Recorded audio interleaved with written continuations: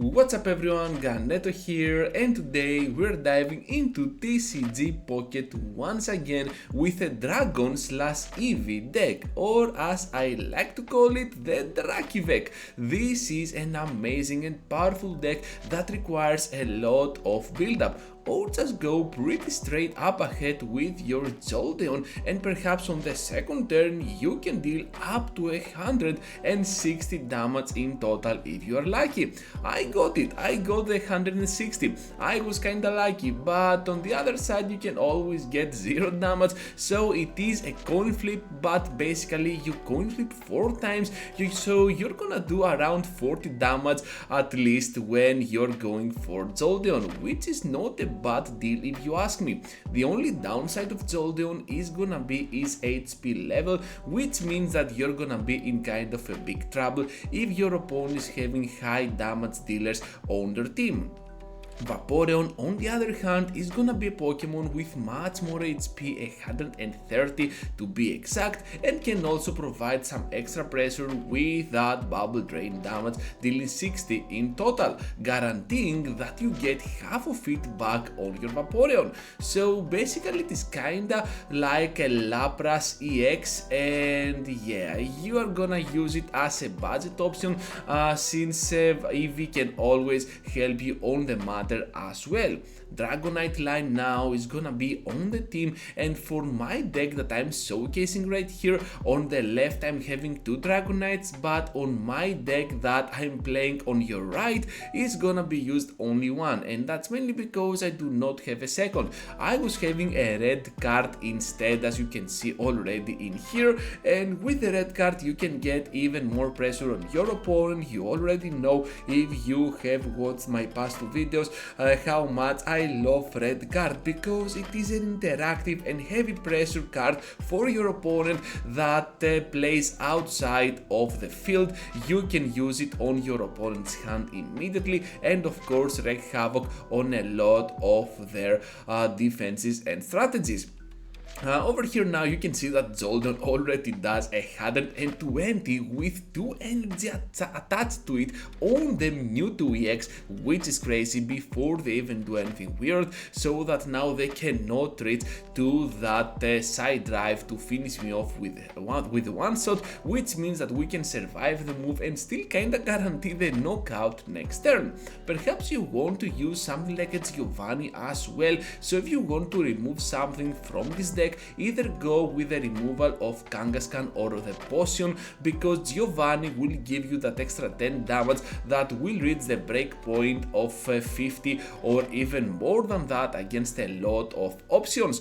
Jolteon also is gonna be an electric type, which means that those water types are not gonna be that happy to see you, as we're getting here another 120 total damage for that Clefable. I really like Jolteon in the meta. Perhaps you want to use more of those Jolteons with this variation of the deck by removing Vaporeon for another Jolteon, because to be honest Vaporeon is gonna be kinda of a second or third option for this deck. You mainly want to go for a Kangaskhan or an Eevee up in front, building up your backline.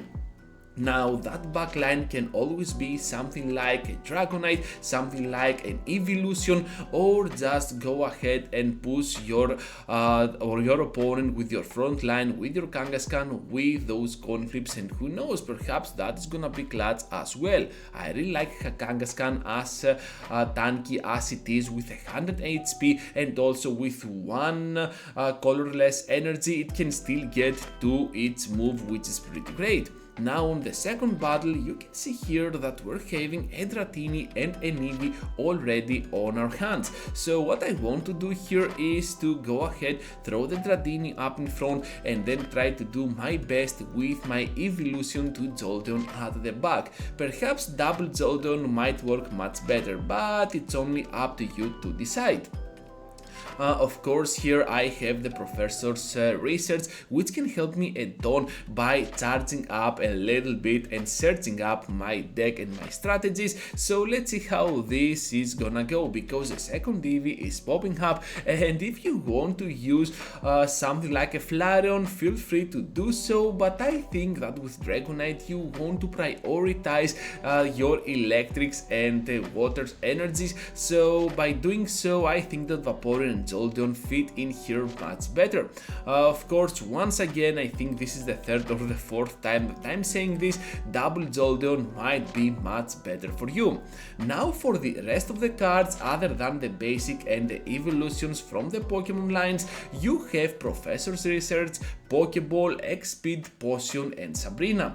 Once again here, like in the previous video, we're gonna use two of those potions because they're gonna help us a ton on surviving more hits. We have the double X-Speed, which can be used like a defensive mechanism, or just go ahead and throw our Dragonite or Jolteon from the back line up to the front with a simple switch by sacrificing those cards. And I'm using only one Pokeball because I do not see another characteristic of another element or characteristic of the game that I could use more than one. Most probably you are gonna start off with an Eevee or a Dratini pretty early, so you basically have your setup, and by having one extra Pokeball might guarantee that you get the other one that you are missing pretty early in the game. Besides that, I do not think that you're gonna need it that much, so one Pokeball is just enough.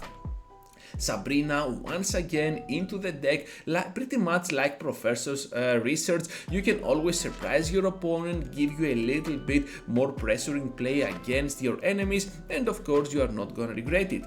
Look at that now on the battle. Jolteon is having an electric energy and a water and can still use its move.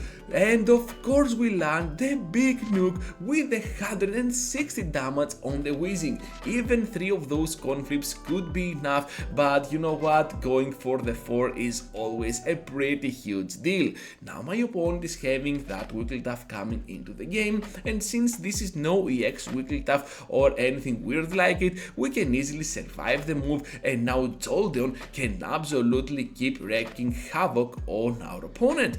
Hopefully we can get more of those heads, so let's see how this is gonna go, because Jolteon is awaiting for my next move. I'm taking my time because I'm thinking, shall I heal here my Jolteon or not? And yeah, I should have gone for the heal, or no actually, because I get those 3 tails. I totally forgot about this much, and by getting the tails, this means that Wigglytuff can easily survive by having 60 HP with a 60 damage output from Hyper Voice, and they still finish us off. Potion could not save us over there. My opponent is also named L, which is a pretty huge reference, I guess, to the Death Note, but a pretty cool name as well. So yeah, well done to them. Now Vaporeon comes into the game with a Bubble Drain. We cannot restore any missing HP because we already are on the full scale, but still we can guarantee the knockout. Now with Vaporeon being the only Pokemon that can hurt them in reality, I will try my best to build up a Dragonite at the back as long as I can survive with my Vaporeon, but at the same time my opponent is gonna build up on the Wigglytuff EX, and we both have 2 wins on our side, so the next decisive strike might decide it here, and we're getting kinda unlucky in the process.